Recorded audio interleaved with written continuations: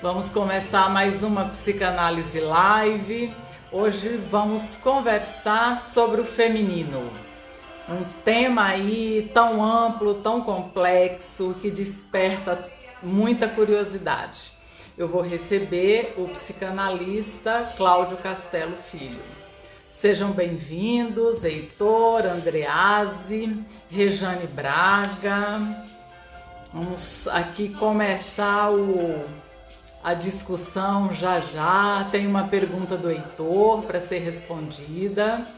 Érica, bem-vinda. Boa tarde. Eu botei a musiquinha da Rita Lee aqui para a gente ir entrando no clima. Se tiver muito alto ou muito baixo, vocês me avisam, por favor. Adriana, Juliana, bem-vindas. Deixa até eu prestar atenção o horário do início para controlar. Pois é, a nossa roqueira fala aí das características femininas e aí ajuda a gente a entrar no clima. Afinal, o que é uma mulher? Foi uma pergunta que o Freud não encontrou resposta, segundo ele, eu desconfio. Eu acho que a gente pensa o feminino principalmente a partir dele. Marcílio Braga, que prazer você aqui. Heloísa, Karina, Michele, professora Arlene, obrigada. Célia, Maria de Górgolas, todos vocês que estão aqui. Rosalva, um beijo. Cris Valente, Heloísa, já já vamos começar a discussão. Temos algumas perguntas. Ah, Heloísa é uma aluna da Unip de Pinheiros. Que prazer, Heloísa. Carolina, André. Adria, eu acho. Adriana ou Adria. Carla Zucchi, um beijo. Marcelo, sejam bem-vindos. Hoje nós vamos conversar sobre o feminino. Vocês que poderão participar com perguntas. E vamos receber aqui juntos o psicanalista Cláudio Castelo Filho. Eunice, bem-vinda. Vi que o Cláudio já chegou, então eu vou só um minutinho aqui.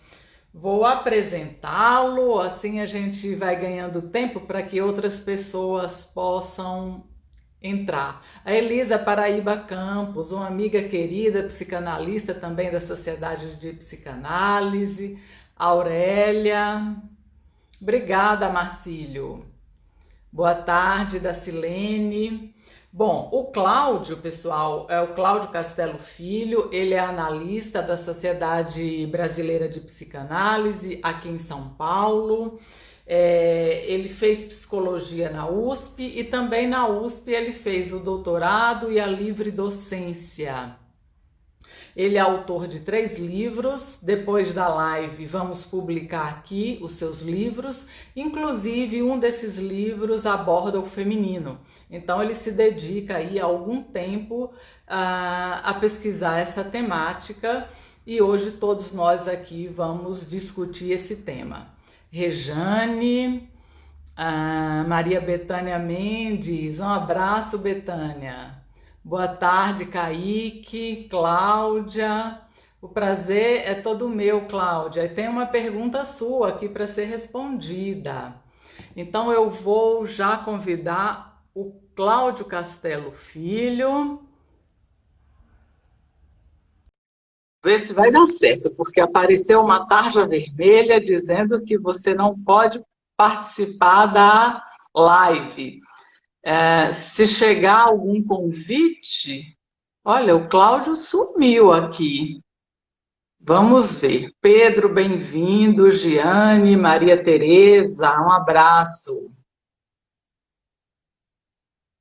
Aí, Cláudio, eu vou te enviar o convite, vai aparecer olha, tá acusando que... Vamos ver se dá certo agora. Ah, Tá? sim! Eu apertei algum botão aqui que não devia. Faz parte, faz parte. Ao vivo é assim mesmo. Afinal de contas, nós somos psicanalistas e não atores da Globo, Pois para é, ter intimidade com isso tudo. analfabetismo digital é um problema, né? E RG antigo também vira esse problema. Imagina, muito bem-vindo, Cláudio. É um prazer tê-lo aqui. Acima de tudo, para falar sobre um tema que você se dedica bastante. Eu acabei de te apresentar e citei o seu livro, Conversando sobre o Feminino, né? Então, é exatamente isso que nós vamos fazer aqui, conversar sobre o feminino, um tema muito amplo que é impossível explorar em profundidade, ou pelo menos, enfim, todos os aspectos dessa temática numa live. Se também fora da live for possível, já é muito bom. Então, nós vamos fazer o que cabe aqui nesse formato. E é isso, né? O próprio Freud se indagou que, afinal, o que quer uma mulher? E acho que a gente pode, então, conversar sobre o feminino. Tá certo. Você gostaria de introduzir uma questão ou eu vou falando o que Fique você... à vontade. Olha, eu penso que a ideia de feminino é uma abstração, não é alguma coisa, é como uma ideia platônica, tá certo? É alguma coisa que tem uma realidade última, inalcançável. A gente tem coisas que partem da experiência da gente, como mulher, tá certo? Macho, Só um fêmea. minutinho, Cláudio. Cláudio, desculpa. Eu tinha achado e uma pessoa confirmou o seu som está baixo. Se você puder aumentar o seu som, desculpa. Eu vou fazer outra coisa. Está melhor assim ou não? Continua abaixo? Continua. Eu vou pôr o fone de ouvido para ver se melhora. Certo. Só um Vamos instantinho. ver se melhora.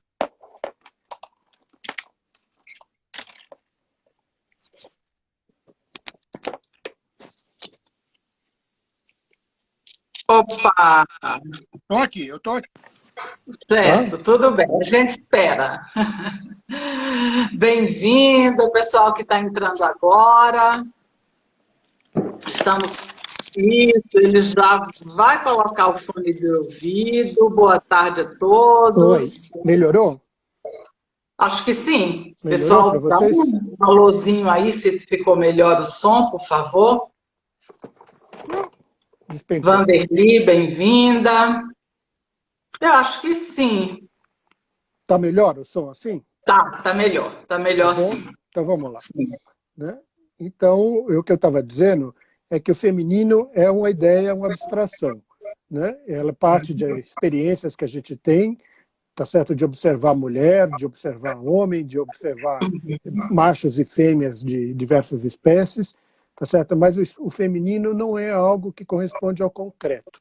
Por exemplo, como a ideia de mulher, mesmo a ideia de mulher é uma abstração, porque existe, por exemplo, eu estou me deparando aqui com você né, na imagem, mas tem Uhum. inúmeras outras mulheres que podem aparecer e nenhuma de vocês corresponde a propriamente o que é uma mulher. E mulher é uma ideia que, se a gente vai se desenvolvendo, é uma abstração, tá certo? E que a gente Sim. pode encontrar realizações para essa abstração, que são as infinitas mulheres que a gente pode se deparar. Se a gente tem a confusão da ideia de mulher com uma coisa específica e concreta, se a gente acha outra mulher que não é igualzinha àquela primeira, a gente não reconhece aquilo como sendo mulher também, tá certo? Assim Uhum. como a ideia de fêmea, assim como a ideia de feminino, que já vira uma abstração em nível maior, tá certo? E esta ideia Uhum. de feminino, ela pode abranger alguma coisa que já extrapola até a questão dos sexos, ou a questão Uhum. para ser uma ideia que pode caber na mente das pessoas. Né? Então, eu Sim. penso que quando o Freud fala de bissexualidade, ele também está falando de alguma coisa que opera na nossa mente e que a gente tem que poder fazer uma articulação entre masculino e feminino para que haja qualquer processo criativo.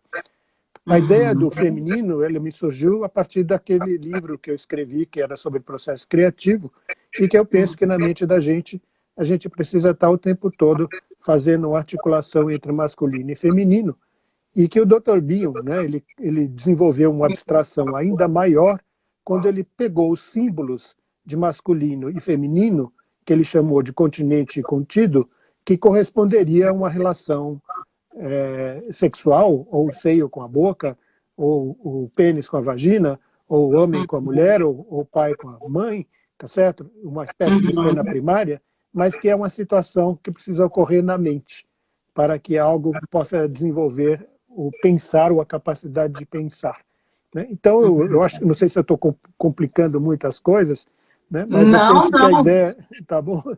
A ideia de feminino é uma abstração, tá certo? Que pode a gente encontrar realizações numa mulher, numa gata, né? Numa galinha, ou na mente de uma pessoa, né? Ou nas mentes de nós mesmos. Quando eu funciono como psicanalista, né? Eu preciso o tempo todo dispor de aspectos femininos da minha mente que possam se deixar penetrar pela experiência que eu estou tendo, pela observação do que eu estou vendo no meu consultório ou quando eu estou conversando com alguém, aquilo possa entrar dentro de mim, gestar na minha mente e, eventualmente, ser parido depois, levar à luz. Né? O paciente também precisa... Diga. O que você está marcando é que o feminino também está no homem, né? No masculino. E aí os nossos músicos, como Pepeu Gomes e Gilberto Gil, inclusive cantam isso, né? O meu lado feminino não fere o meu lado masculino, quebrando um pouco essa ideia rígida de que o feminino é tão exclusivamente na figura feminina e sem nenhuma comunicação com o masculino. É da mesma forma que eu penso que as mulheres, para serem criativas, elas precisam ser também masculinas, no sentido de, quando você faz uma asserção, como, por exemplo, depois que eu faço todo esse processo de assimilação no trabalho de análise, né, do que eu estou observando, ou da minha vida em geral, eu preciso estar disponível para ser penetrado pela minha experiência. Na hora que eu vou formular, como eu estou formulando aqui agora, eu penso que eu tenho que ser masculino, eu tenho que ser assertivo e penetrante na medida do possível. Né? E que a forma que eu encontre seja alguma coisa que possa fecundar do outro lado. Então, este interjogo entre masculino e feminino, ele é fundamental para que a gente possa se comunicar e para que possa se desenvolver qualquer processo criativo na mente de qualquer pessoa. A pessoa que puder ter, um homem que possa ter muito medo disto, ele pode ficar estéril do ponto de vista da criatividade e do pensar. É a mulher também, né?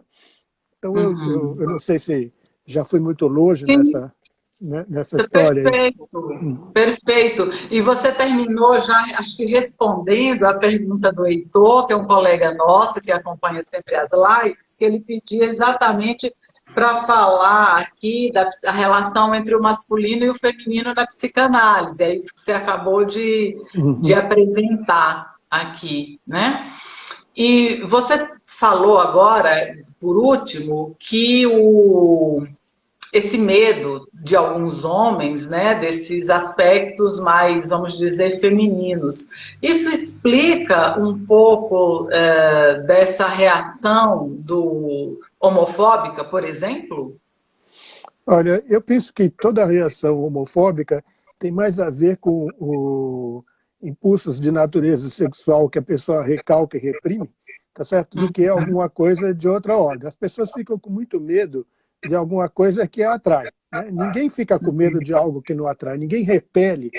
É que nem em física, né? Que a repulsa, né? Assim, tem a ver com a atração.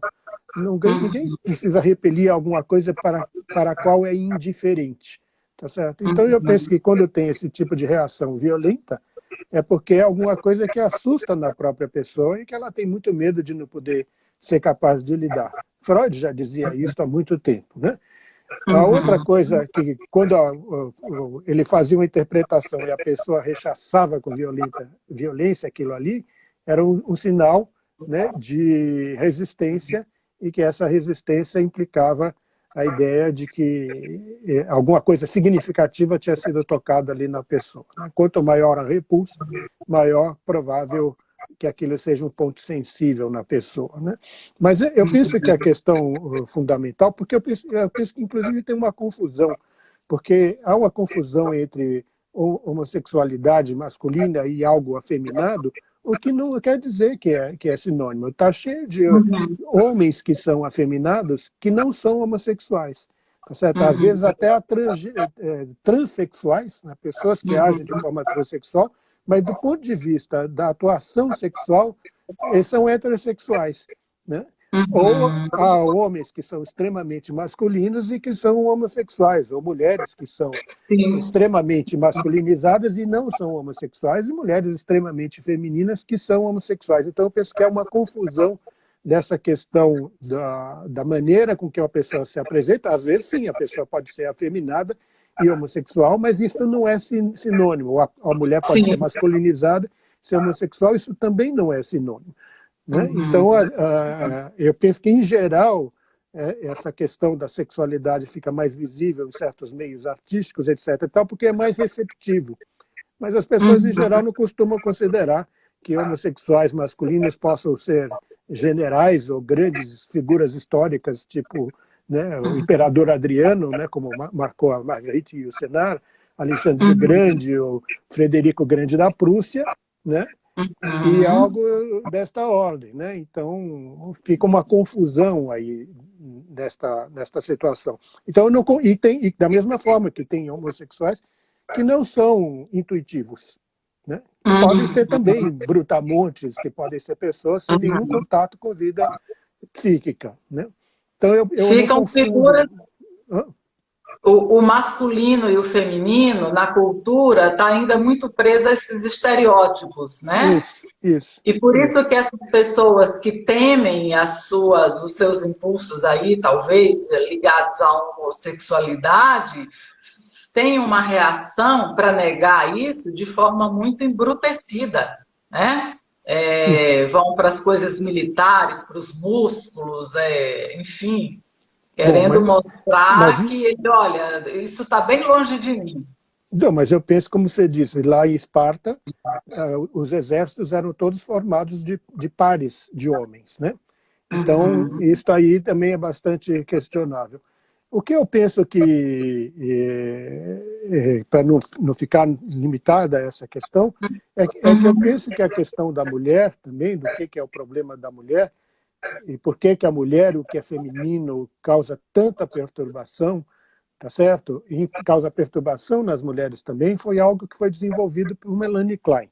Né? Porque Melanie Klein fez uma expansão gigantesca nessa questão do feminino, da mulher, que deixava o Freud tão intrigado ou desnorteado, tá certo? Do que quer uma uhum. mulher e que ele não sabia dizer. Precisou aparecer uma mulher, e uma mulher Sim, genial, tá certo? Para poder sim. trazer uma reviravolta nisso aí. Né? Freud considerava que as mulheres eram espécies de homens castrados, que elas eram Uhum, seres incompletos ou defeituosos. Isso reflete uhum. a cultura do Freud, que era um homem do século XIX, criado numa família religiosa judaica tradicional, patriarcal, etc. e tal. O Uhum. livro da Elisabeth Roudinesco, que traz agora a nova biografia dele, ela ressalta bem essa questão que o Freud era bem machista, que achava que o lugar de mulher era dentro de casa, do lar, cuidando dos filhos, apesar dos paradoxos que ele tinha com relação com certas mulheres, como a Lu Salomé ou a Princesa Bonaparte, mas ele era Sim, bastante... sem Diga. querer te interromper, mas só para não deixar passar e aqui sair em defesa do Freud, a psicanálise surgiu a partir do momento que ele pôde escutar de uma maneira muito sensível as mulheres e deu voz às mulheres. É. Mas ele era paradoxal, como muita coisa do Freud, né? Que às vezes a gente fala, eu não estou falando mal do Freud, eu estou falando Sim, que o Freud era uma pessoa comum que estava preso a questões do tempo dele. Então você vê que ele tem idas e voltas. Né? O Freud era um grande gênio, era uma pessoa que sem ele a gente não estava aqui conversando. E eu penso sim, que a boa parte das ideias dele são absolutamente, a maior parte das ideias dele são fundamentais, às vezes elas precisam de evolução, como ocorreu com Melanie Klein, como ocorreu com Bill, que puderam ampliar certas questões que ele ficou num certo nível de concretude. Né? uhum, Então, o que eu estou chamando a atenção, né, é que houve uma reviravolta com Melanie Klein. Por que as mulheres, o feminino, é um negócio tão assustador? Porque o uhum, Freud considerava que as mulheres eram seres castrados, que elas não sim, tinham pênis e que elas tinham inveja do pênis. Tá certo?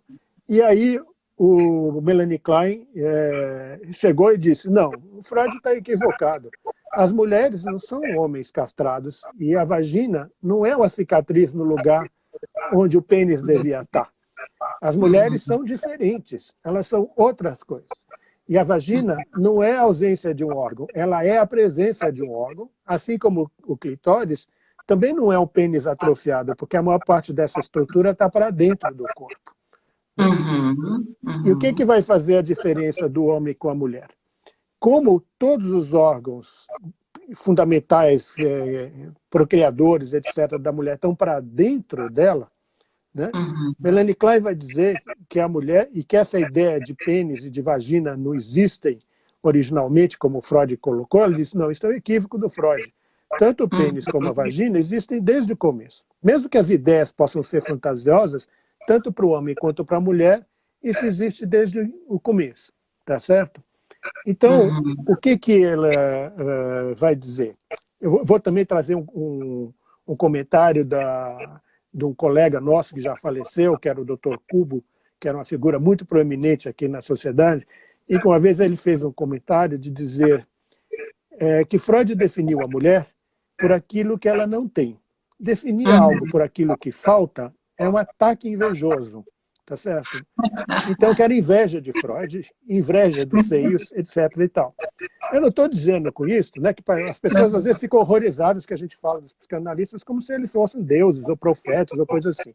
São pessoas que pensam e que a gente precisa observar dentro de um quadro histórico aquilo que eles pensam, como fez esse livro brilhante da Elisabeth Roudinesco, dessa nova biografia de Freud, que eu recomendo que vocês leiam. Né? A outra coisa então que ela vai dizer que como o Freud também dizia que as mulheres, por serem castradas, elas não desenvolveriam um superego adequado, né? Já que o superego seria algo desenvolvido pelos meninos pelo temor de serem castrados na hora que eles cobiçam a mãe ou se masturbam e recebem ameaça de castração. Tá? Aí ela disse, aí ele incorporaria a figura paterna, que geraria a interdição, e aí ele não... A lei, a ordem, a civilização entraria a partir do superego que acontece nos homens. Como as mulheres elas não têm a medo de castração, o máximo que elas têm é medo da perda do amor, segundo Freud, elas não teriam um superego adequado e sempre ficam meio civilizadas e não muito desenvolvidas do ponto de vista da cultura e precisariam ser tuteladas pelos homens, né?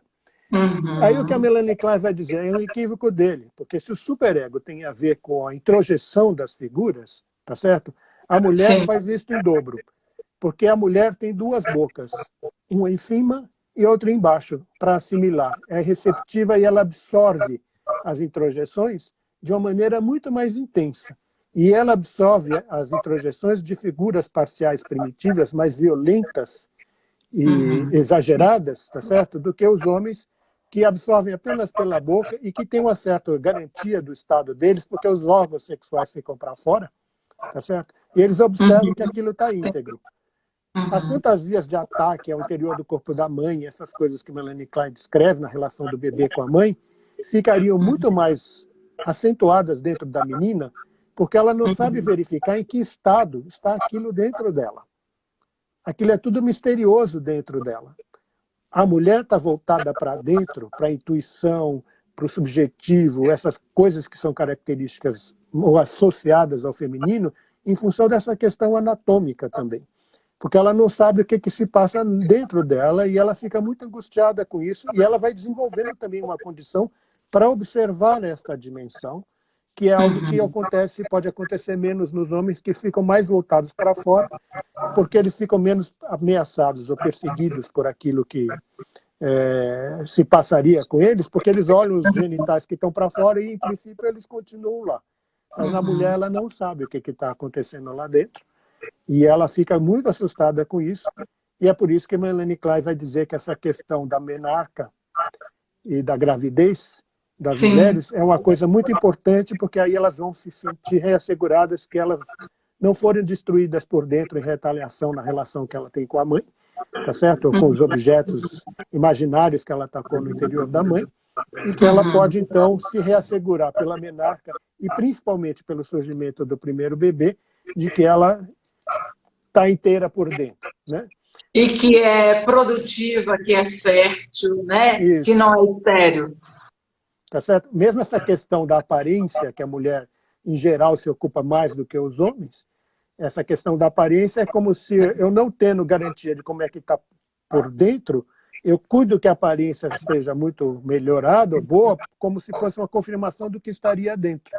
Assim como a casa, a aparência da casa, etc. e tal, é uma preocupação maior da mulher, ou pelo menos seria de parte das mulheres, porque aquilo reasseguraria dela que estaria em conformidade com o que está dentro dela, né?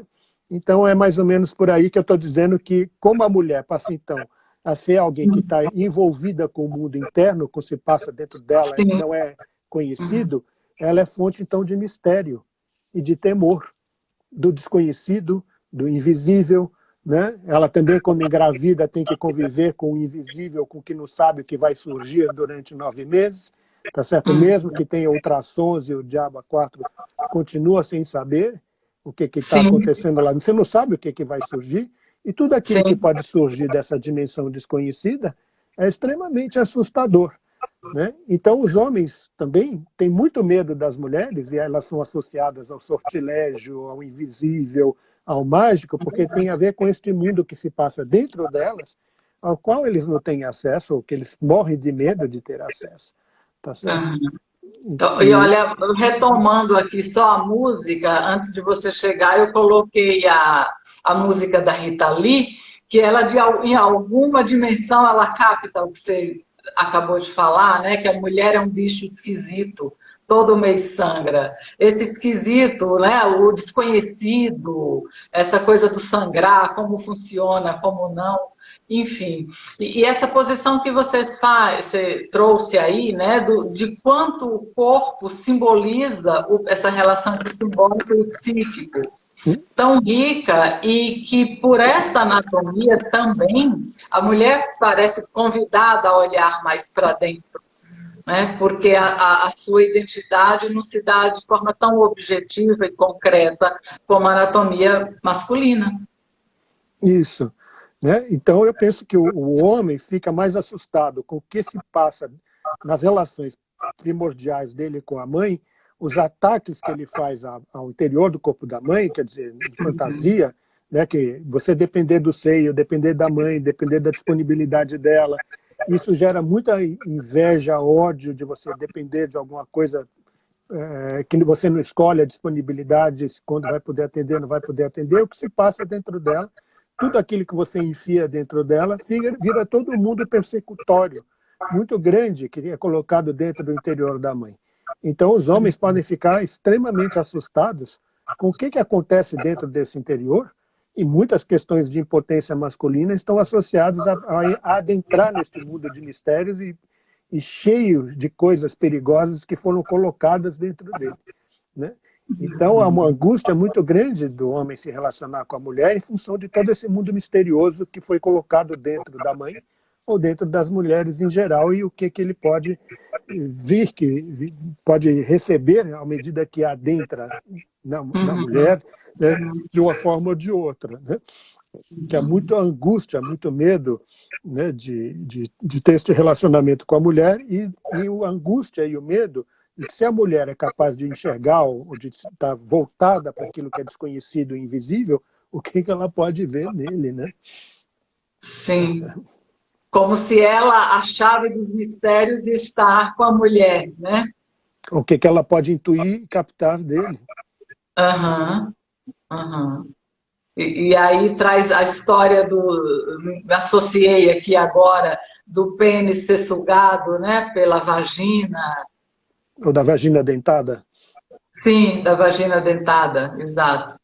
Melanie Klein tem uma sacada genial, que eu penso que vale a pena as pessoas que não leem os 2 últimos capítulos de Psicanálise de Criança, do livro dela, Psicanálise de Criança, que é o capítulo 9 e 10, que é o desenvolvimento psicossexual da menina, o desenvolvimento psicossexual do menino, tá certo? Em que ela vai falar, uma das questões que é surpreendente, que muitas relações aparentemente heterossexuais de um homem com a mulher podem ser também vistas como relações homossexuais, porque, na verdade, ele busca o pênis que está dentro da mulher. Né? Ele precisa ser alguém visionário para poder ver um negócio desse. Né? Você fica surpreendido que alguém tem uma capacidade de ver uma coisa nesta dimensão, vislumbrar, né? Quer dizer, que a pessoa precisa ter essa coisa do feminino, tem que ver essa coisa de poder ver o invisível. E isso é basicamente o que nós fazemos, o que deveríamos ser capazes de ver no nosso trabalho psicanalítico, que é o subjetivo enxergar qualidades psíquicas, a realidade psíquica não sensorial. O que faz uma mãe que tem o suficiente desenvolvimento? Quando ela vê o bebê espernear, ela pode não só ver que ele está com fome e lá dar o peito, etc. Então, ela pode ver a série de angústias que ele pode estar experimentando e nomear para ele. Tá certo? Quer dizer, ela pode vislumbrar dentro dela aquilo que estaria se passando com ele, que não é propriamente visível, nem pode ser comunicado de outra forma que não seja intuitiva. Então, o psicanalista, mesmo o homem, para poder ser um psicanalista que tenha condição de executar o trabalho dele, ele tem que ter disponível essa capacidade intuitiva, tá certo? Que é, em geral, associado com aquilo que é feminino. Né? E se eu não puder dispor da minha intuição porque eu tenho medo do que pode vir de dentro de mim, né? E dessas coisas misteriosas que podem se gestar dentro de mim, tal como concretamente se pode gestar um bebê, eu posso não fazer alguma coisa que imita a psicanálise, mas não seja a psicanálise. Né? Sim. Será que isso explica o número maior de mulheres na psicanálise nas últimas décadas, ao contrário do que foi lá no início, ou é uma questão cultural e até estatística? As mulheres estão em maioria, em número mesmo. Olha, eu penso que tem uma parte que a psicanálise não é uma profissão para a pessoa ganhar dinheiro. Tá certo? Ela pode até, a pessoa com muito esforço, viver confortavelmente e razoavelmente, mas ela implica num sacrifício muito grande, e a ideia do homem como provedor é uma coisa que é bastante significativa e que eu penso que tem afastado os homens de várias profissões que antigamente eram masculinas, inclusive a medicina, né? Onde há uma quantidade enorme de mulheres que estão lá porque elas são atividades que se tornam mais difíceis da pessoa ganhar dinheiro e prover com maior rapidez. Sim. Essa questão do provedor, ela não é só uma questão machista, ou uma questão... ela é uma questão profunda no que eu penso que é do masculino. O provedor, eu penso que desde a pré-história, no meio dos povos mais primitivos, mulher fica grávida, tem um bebê na barriga, que se não tem vários outros para ela cuidar. Ela não pode sair correndo atrás da caça, no meio do mato. Tá certo? Ela precisa de alguém que vá atrás da caça, e quem vai fazer isso é o homem, que tem, inclusive, a força física para poder lidar esta coisa. Tá certo? Então, essa função do provedor, ela ficou entranhada. E eu penso que a mulher também, mesmo que seja uma mulher que ganhe muito dinheiro, mais dinheiro que o marido, do ponto de vista psíquico, ele tem que ser o provedor dela quando ela se torna mãe. Do ponto de vista psíquico, de alguém que é capaz de sustentá-la, ampará-la, para que ela possa regredir e ficar em comunicação íntima com seus bebês e menos voltada para as necessidades do mundo externo ou para o trabalho do mundo externo. E eu penso que este é um dos fatores decisivos, inclusive, na escolha de parceiros que muitas mulheres fazem. Tá certo? É de poder olhar para o homem e observar quem é o provedor, que não é necessariamente alguém que ganhe mais dinheiro, ou que seja mais... Ela pode ser muito mais rica do que ele, mas do ponto de vista da função do homem sentir-se como sendo o responsável por prover a família, eu acho que esta é uma questão bastante significativa. Eu tive uma vez um rapaz que eu atendi, que já estava aí na faixa dos 30 anos, que fisicamente ele era um homem extremamente bonito, dessas pessoas que impressionam da beleza física que ele tinha. Mas ele vivia muito angustiado pela possibilidade das namoradas se lembrarem dos antigos namorados ou poder encontrar outro homem. E que ele tinha medo o tempo todo de ser passado para trás. E do meu ponto de vista, ele tinha todo motivo para isso, tá certo? Porque ele tinha alguma coisa que era beleza, mas ele não desenvolveu outras características de se tornar um homem maduro e que seria capaz de prover a mulher. Aquilo que era suficiente para uma moça de 15 anos, quando via um rapaz bonitão, etc., e tal, dela se encantar por ele, não era mais suficiente para uma moça que tivesse 22, 23, 24 anos, que olha para ele e diz: esse cara não segura a onda, tá certo? Ele não pode ser provedor dos meus filhos e alguém que vai cuidar dos meus filhos. Então, ele era realmente facilmente descartável e trocável por outros homens que elas pudessem sentir essa maior consistência, né? Para usar um outro modelo também, há uns tempos atrás, eu fazia ginástica na minha academia lá, e aí chegou um rapaz, já um jovem, né? Estou dizendo jovem rapaz porque devia ter uns 25 anos menos do que eu, e ele estava muito zangado, porque a mulher dele tinha acabado de ter um bebê, e ele dizia para mim: mas quando é que eu vou ter de volta aquela mulher, sabe, que saía comigo para o cinema, tomava um vinho, etc. Ela só quer saber do bebê agora. E eu disse assim: quando você vai ter de volta? Ele falou: eu falei: nunca mais, tá certo? Agora a prioridade dela é o bebê dela, tá certo? E se você não se juntar com ela nessa tarefa, eu não sei se o seu casamento subsiste, tá certo? Ou você se junta com ela para você ajudá-la a cuidar do bebê dela, tá certo? E aí vocês formam o par, porque eu penso que o par tem a ver com poder cuidar dos bebês, mesmo que seja psicanaliticamente, que a gente forma o par para poder criar da prole que a gente vai produzindo ali, mesmo que não seja concreto, tá certo? Sim, e sim. se ele não entrar nesta, ele está fora, tá certo? E aí Sim. eu não sei, eu tenho a impressão que isso que eu disse para ele serviu, era uma pessoa, não era meu paciente, era uma conversa assim, social na academia. Sim. E aí eu sei que um ano e meio depois eu fiquei surpreendido, né, de que ele estava eufórico, porque estava nascendo a segunda filha dele. Olha. Então eu imagino que alguma coisa que eu possa ter dito tenha Sem feito dúvida. efeito Sem para dúvida. ele, né, alguma utilidade Sim. para ele, né, porque eu acho que ele virou um casal de fato para cuidar dos filhos, né? Sim, Nesse e sentido. parece também que ele sai de uma posição, aquele bebezinho que acabou de descobrir que foi destronado, né? Que chegou Isso, outro ali que tomou o isso. lugar dele. Isso. Então, se ele é um homem de fato, ele não está angustiado de ser destronado. Ele não vai sair do lugar dele, né? Apesar da Sim, mulher estar lá encantada pela filhinha que nasceu, filhinho, o que for. sim, Você também fica encantado junto, né? sim. E aí essa conversa toda me remeteu a esse conceito central, né, da figura materna, da figura paterna, que às vezes quem está começando a estudar psicanálise, os meus alunos de psicologia, às vezes não entendem muito bem como que um casal só de mulheres ou com dois homens pode ter ali essa figura paterna e a materna, que remete ao feminino também e ao masculino, né? O que eu penso, por exemplo, quando eu penso no meu trabalho psicanalítico, né, eu penso que eu preciso o tempo todo estar ficando numa função e noutra, masculino e feminino. Eu estou lá ouvindo, observando o paciente, eu tenho que estar numa situação que é feminina de me deixar penetrar pela situação. E a pessoa que está lá, o homem ou mulher, tem que estar ela pode estar agindo e atuando de modo que ela possa penetrar-me, né?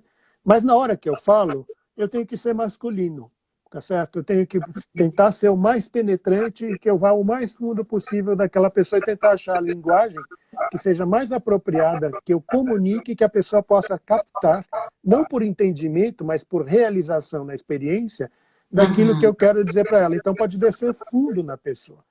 A pessoa às vezes pode ficar muito angustiada com essa experiência, porque se ela está no nível de concretude muito grande, ela pode sentir o que eu estou dizendo, a penetração, como algo físico, tá certo? E ela pode pular do outro lado, seja homem, seja mulher, né? Sim, Tinha uma sim. vez uma pessoa, um homem muito desenvolvido, muito inteligente, muito capaz na profissão que ele tinha, etc. e tal, e que eu fiquei muito surpreendido, porque eu achei que era uma pessoa que estava no pensamento mais abstrato, mas depois que eu fiz um comentário, eu vi que o pensamento dele era bastante concreto. Né? Porque eu via que ele ficava argumentando as coisas que eu dizia, e eu dizia para ele assim, eu tenho a impressão que você tem muita dificuldade de se deixar penetrar por aquilo que eu digo. O cara só faltou pular do outro lado do divã e indignado. Tá certo? Eu disse, mas é claro que eu não posso deixar você me penetrar.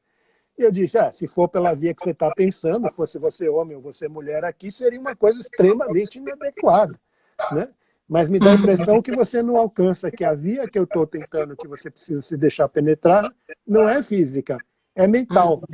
Mas ele estava tão concreto que ele não conseguia pescar a coisa. Levou um tempo até ele se dar conta que a dimensão que eu estava colocando, que era necessário que ele se deixasse penetrar, era uma via que era psíquica, não era propriamente física. Né? Mas num pensamento mais primitivo, há uma confusão dessa dimensão que é sensorial, concreta, com alguma coisa que precisa se desenvolver para se tornar abstrata, mental, psíquica, que são coisas diferentes. Né? Sim. E essa capacidade de abstrair, de simbolizar, ela é fundamental para se aproveitar bem o processo de análise, né? Isso. Então, eu penso que tem duas coisas que entram aí. Para a pessoa ter uma análise, eu penso que ela já precisa dispor de alguma forma, né, de alguma capacidade para enxergar qualidades psíquicas. Ela precisa ter algum mínimo de condição para enxergar qualidades psíquicas. Se a pessoa for concreta demais, é pouco provável que ela consiga se beneficiar de uma análise. Né? Sim. E que ela tenha que ter o suficiente, e que eu penso que é associada a essa condição de poder ter abstração, ela tem que ter o suficiente de capacidade de tolerar a minha existência real. O mínimo de tolerância à minha existência real ela precisa ter. Porque se ela não tiver, a gente não consegue conversar.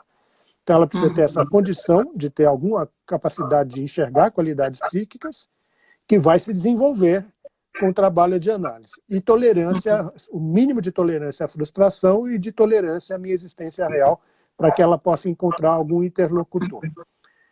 No desenvolvimento dessas capacidades, e eu penso também que o prejuízo do desenvolvimento da capacidade dela para abstração tem que ser alguma coisa mais da contingência da vida dela do que algo constitucional. Como ressalta Melanie Klein, Freud e Bion, Freud fala da prevalência da pulsão de morte, Melanie Klein fala da inveja constitucional e Bion também dá muita importância para essa questão da inveja constitucional. Que se a pessoa for constitucionalmente, o estofo dela, da personalidade dela for inveja, e que isso não é um defeito, um problema. Aquilo é uma característica da própria natureza da pessoa que torna muito mais difícil dela própria lidar com as próprias situações, assim como é muito mais difícil para a gente poder lidar com aquilo. Né? No trabalho, porque quanto mais capaz você for, mais invejoso a pessoa fica de você. Né? Sim. Mas então por isso que eu estou dizendo que o ambiente tem que ter sido algo mais prevalente para ela não desenvolver essas capacidades de abstração do que propriamente algo da natureza da pessoa. Então, essa questão do ambiente, o Bion vai desenvolver de um modo extraordinário, a partir do trabalho dele, Uma Teoria sobre o Pensar, dos livros dele, né, Aprender com a Experiência, Elementos de Psicanálise, Transformações, Atenção e Interpretação, e depois na Memória do Futuro, né, que seriam essas capacidades de experiências que são originalmente concretas serem transformadas em abstração. Quem faria isto? A mãe ou alguém que é capaz de fazer esta função que seria da mãe através de algo que ele chamou de reverie, né? Que seria uma espécie de sonhar acordado. Né? Então, o bebê ou nossos pacientes podem chegar diante de certas experiências, ou mesmo experiências que eles estão tendo ali na hora, que não conseguem transformar em representações. Né? Elas são sentidas como coisas concretas, inclusive as próprias emoções. Elas são percebidas e vividas como experiências concretas, como se fossem objetos sólidos. Então eu falo que este reverie, que é feito pela mãe, ou por algo que é do feminino, tá certo? Pelo continente, né? Ele é alguma coisa que seria equivalente A mãe que ingere os alimentos, carne, frutas, arroz, feijão, etc. e tal, processa aqueles alimentos dentro dela, digere aquilo dentro dela e transforma aquilo em leite que o bebê pode assimilar. No que ele assimila o leite, ele também vai desenvolvendo a própria função digestiva dele. Na Sim. mente, o Bill usou uma analogia a este processo, tá certo? Que o bebê tem uma série de experiências com as quais ele se defronta, frustrantes, dolorosas, etc. e tal. Ele experimenta, tal como Melanie Klein falou, tudo aquilo como alguma coisa concreta, sólida, maligna que está dentro dele.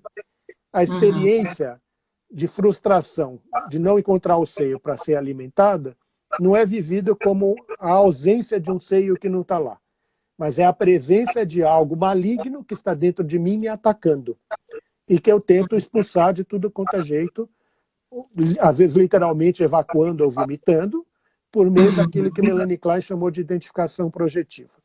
Sim. E que o Dr. Bill vai dizer que a identificação projetiva, quando não excessiva, é um método de comunicação de pensamentos pedindo para serem pensados, que a mente do bebê incipiente não é capaz de fazer. Então ele vomita aquilo para fora e busca um continente para aquilo. Se a mãe for capaz de assimilar aquilo que é colocado, que é mobilizado para ela, não é que literalmente alguma coisa sai da cabeça e é enfiada na cabeça do outro, dentro do outro. O bebê tem ações no ambiente que mobilizam reações emocionais da mãe. Se ela for capaz de ter contato com as reações emocionais que ela está tendo, e ela puder pensar diante da mobilização emocional que ela está tendo, ela pode ter uma intuição daquilo que está acontecendo com o bebê dela. Ou ela pode ter uma noção de que quando ela era bebê, que o bebê dentro dela comunica para ela, que pode pensar, o que está acontecendo ali. Tá certo? E aí ela pode transformar aquela experiência concreta do bebê e dizer: você está com medo, você está angustiado, você está com fome, está com medo que mamãe vá embora e não volte. Tá certo? Então aquele Reverie pode acolher uma experiência emocional que o bebê não é capaz de transformar, vive aquilo como uma coisa concreta que pode ser empurrada para dentro, vive como se pudesse empurrar para dentro da outra pessoa, pelas ações que pode ter no ambiente. A pessoa pode se sentir literalmente impactada, até do ponto de vista que, se não puder pensar, reage, né? De uma forma violenta. Se puder pensar, pode transformar e dizer: olha, eu penso que você está angustiado, né? Ou que aquele bebê está lá apavorado com alguma coisa assim, eu posso comunicar, dizer: ah, você está assim, você está assado. Ou transformar toda aquela experiência horrorosa que a criança está tendo numa canção como o Boi da Cara Preta.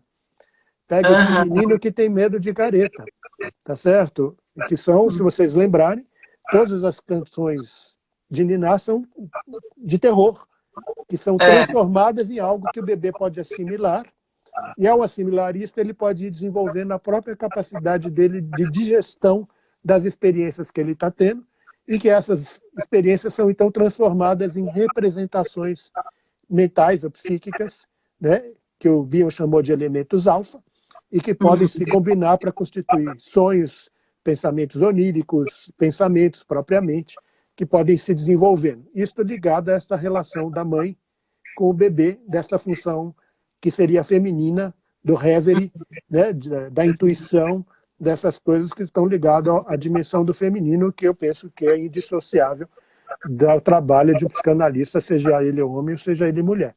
Exatamente. Você foi discorrendo sobre toda essa comunicação aí, né? Até a Cláudia pergunta. É um encontro inconsciente, acho que é uma comunicação, né, de inconsciente para inconsciente, que é o que ocorre no setting, é o que ocorre na análise, por meio das interpretações, né? E que às vezes também a gente recorre a uma música, a um poema, para dizer aquilo de maneira mais palatável para o paciente. Mais ou menos assim. Eu penso que a observação do que é sensorialmente apreensível é indispensável. Eu não posso dispensar ou desconsiderar o que eu estou vendo sensorialmente, que se apresenta para mim. E muitas vezes eu primeiro preciso mostrar para a pessoa que as pessoas acham que a gente se ocupa de associações livres. Eu penso que o que a gente menos se ocupa é de associação livre, que a maior parte das associações são associações presas, do meu ponto de vista, ou muitas vezes aquilo que parece ser uma comunicação não é uma comunicação, mas é a identificação projetiva. Aparentemente são palavras que a pessoa está contando alguma coisa, mas na verdade não são palavras. Então, por exemplo, quando eu digo isso, o Bion falava lá num dos trabalhos dele que ele tinha o paciente e que ele sentia que, enquanto ele ouvia o paciente, ele quase caía, despencava de tanto sono, de tanto tédio ao ouvir o paciente. Na hora que ele estava quase indo dormir, o paciente dizia alguma coisa que parecia estimular a curiosidade dele. Quando ele estimulava a curiosidade dele, o paciente voltava a ser entediante, que ele quase dormia. E o Bion foi se dando conta de que aquilo que parecia ser uma associação, que ele estava tentando achar uma interpretação de conteúdo ou de algo reprimido, não era, de fato, algo que tinha um conteúdo. Era uma ação que o paciente tinha sobre o analista. Ou seja, que a finalidade era impedir que o analista pudesse dormir e que o analista pudesse ficar acordado. Ou, em suma, tinha a função de arrebentar com a mente do analista, de modo que ele não pudesse pensar e pudesse ver o que se passava com o paciente, porque o paciente tinha muito medo de que, se o analista tivesse alguma condição de pensar, ele pudesse juntar coisas que estavam fragmentadas na mente do paciente e que, se essas coisas se juntarem na mente do paciente, juntaria para o paciente também uma espécie de superego assassino e violento que podia destruí-lo ou desencadear uma reação assassina do analisando em cima do analista. Então, disse, aquilo não é uma comunicação. Ele falou isso para o paciente, que parecia que ele estava impedindo de que ele pudesse dormir, que ele pudesse acordar, o que tinha a função de deixar ele atordoado e não poder pensar com clareza. O paciente, que era uma pessoa bastante prejudicada, muito perturbada, disse para ele, depois de um tempo, o que acontece se eu apertar o botão de subir e descer do elevador ao mesmo tempo? Os dois botões. Tá certo? Quer dizer, tem que causar uma pane. Então, que aquilo não é propriamente uma fala com significado. Né? Aquilo é uma ação que o analisando está tendo sobre o paciente, é essa ação que eu penso que eu preciso observar e comunicar. Ou, tá certo? Uma série de outras coisas que a pessoa faz e que são visíveis para mim e que ele não se dá conta. E que eu preciso comunicar para ele aquilo que eu estou vendo, para depois a gente poder pensar o sentido que está ali. Porque se a pessoa não está vendo que ela está fazendo aquilo na sala, comigo, não adianta eu querer interpretar Édipo, ciúme, inveja, ela nem percebe que faz aquilo. Então, eu primeiro preciso mostrar para ele o que está óbvio, porém não visto para a pessoa. Se ela enxergar, porque eu posso dizer ela não enxergar. Não estou entendendo nada. Eu digo, então vamos esperar a outra oportunidade que eu possa lhe mostrar. Não vou ficar tentando insistir em mostrar para ela. Mas na hora que ela pode enxergar, então aí a gente pode pensar que sentido tem aquilo que a gente acabou de observar. Às vezes é necessário ouvir variadas vezes para, de fato, compreender, né? Dependendo da capacidade do paciente, das resistências, tudo isso. Ou do medo que a pessoa tem de uma catástrofe daquilo que possa... Eu vou dar outro exemplo. Se a pessoa faz uma confusão muito grande entre aquilo que ela pensa, que é um pensamento primitivo, de natureza mais primordial, psicótico, que a ideia não se distingue da própria coisa em si, ela pode ter muito medo de haver uma fratura na ideia dela. E ela pode começar a bater boca comigo, não pelo conteúdo do que eu estou falando, mas pela possibilidade de que aquilo que ela pensa possa não ser. Porque não é uma ideia que vai se acabar. Se a ideia confunde-se com a existência, com a própria coisa em si, se a ideia tiver uma fratura, é o mundo que vai se acabar, a existência vai acabar e ela própria vai ser destruída.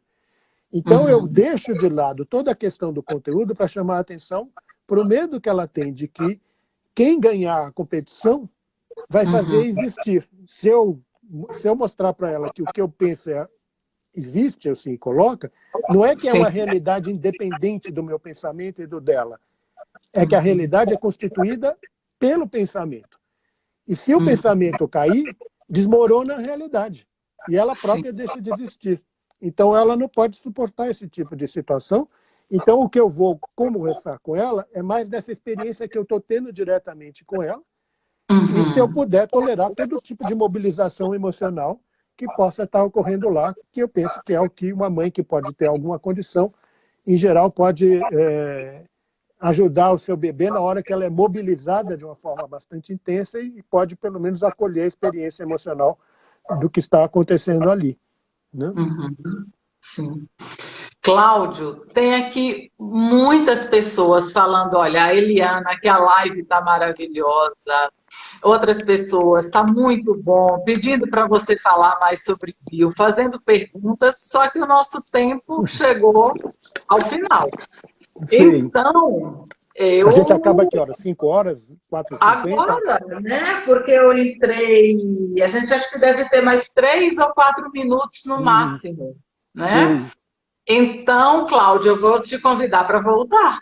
Ah, E gostaria volto. muito que você aceitasse. Eu aceito, já de cara, tá aqui, já está aceito o convite com muita honra, muita satisfação de estar aqui, tá Que certo? bom, que Opa. bom. Vamos pensar num tema, mas eu também vou abrir depois, provavelmente amanhã, uma caixinha de perguntas para que vocês que estão gostando tanto possam sugerir algum tema a partir do que foi colocado aqui, do que foi provocado, né?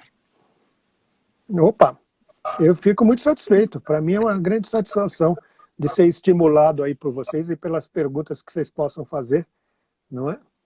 Estou aqui, Pois é, temos em disponível. torno aí de 120 pessoas, mais ou menos, chegou a 125, e todo mundo muito interessado, né? Tá E é certo? um prazer enorme recebê-lo aqui, uma experiência muito... Já estão sugerindo aí, Bion, Tá certo. uma Então, experiência rica, gostosa. E se você puder, para concluir, uma última colocação aí sobre o feminino?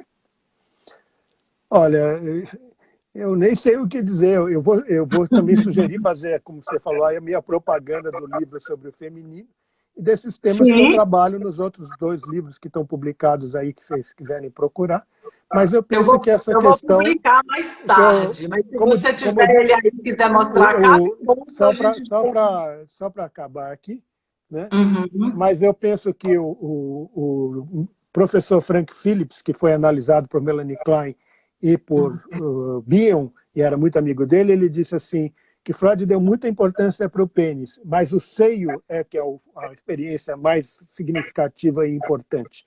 Tanto que as pessoas, quando estão moribundas, que estão aí a última coisa que elas pedem, ou tentam reencontrar, é com a mãe, tá certo? Porque sim, esta é a experiência que significa, o que dá significado. Ou a mãe, sim, ou alguma coisa que faça essa função, né? Do seio, tá certo? E que eu penso que tinha um tanto lá de problema do Freud com os seios, que ele achou que o problema era o pênis. sim, Mas eu penso que a questão fundamental são os seios e como é que eu posso sentir, eu posso dizer para a pessoa, tá certo, que ela possa estar lá mamando nos meus seios, tá certo? E eu não tenho, e é fundamental que ela possa mamar nos meus seios ou que a gente possa mamar nos seios de alguém, né? Como eu penso que eu pude mamar sim, nos seios dos meus analistas, tanto homens quanto mulheres com os quais eu tive experiência, tá certo? sim. E que E tiveram seios fartos. Diga. não, e como o seio, né, é tão potente, tem uma força aí, como você acaba de dizer, provavelmente muito maior do que eu falo nesses termos, Mas só tanto o que não é seio uma força que tanto o tem seio, agressividade. tanto o Desculpa. seio como o falo são Uhum, experiências emocionais que as pessoas tendem uhum. a confundir com os órgãos. E como o Bion Concreto, chamou a atenção, a importância deles é muito mais enquanto funções do que enquanto objetos, como elos de ligação entre uma coisa e outra.